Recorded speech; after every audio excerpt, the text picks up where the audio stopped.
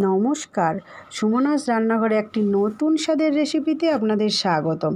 আজকের একটি দুর্দান্ত স্বাদের ফার্সে মাছের রেসিপি আপনাদের সঙ্গে শেয়ার করব। যদি এইভাবে না ফার্সে মাছের রেসিপি আগে বানিয়ে খান, একবার এইভাবে বানিয়ে খেয়ে দেখতে পারেন। আশা করি খুবই ভালো লাগবে।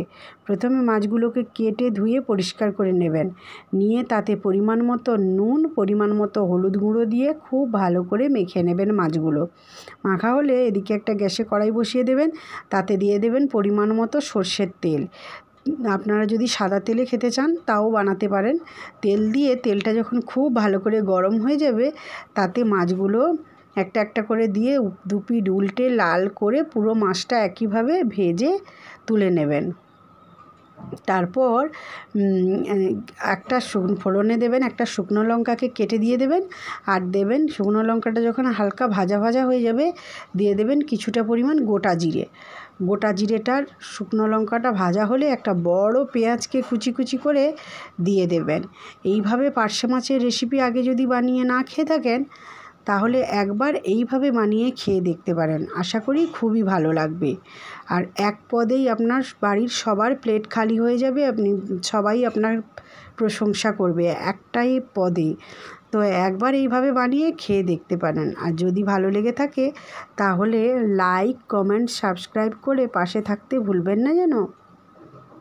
তারপর পেঁয়াজ কুচিটা যখন হালকা ব্রাউন কালার হয়ে যাবে ভাজা ভাজা, তখন একটা বড় টমেটোকে কুচি করে দিয়ে দেবেন।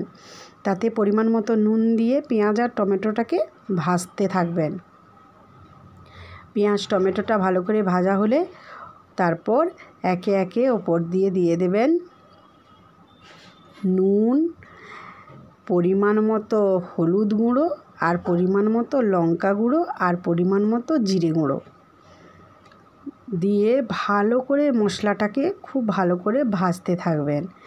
এদিকে একটা মশলা তৈরি করে নেবেন। কিছুটা পরিমাণ পোস্তকে খুব ভালো করে বেটে নেবেন।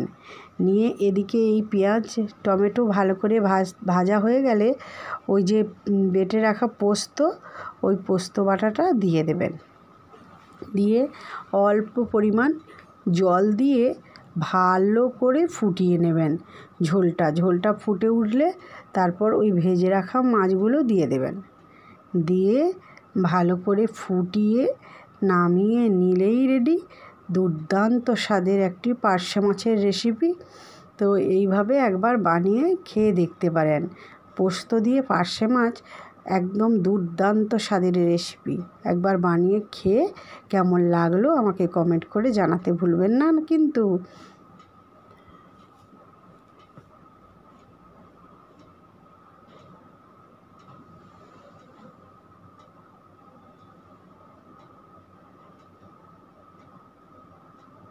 পার্শে মাছের তো অনেক রকম রেসিপি আপনারা খেয়ে থাকেন, তো এইভাবে একবার পোস্ত দিয়ে বানিয়ে খেয়ে দেখবেন।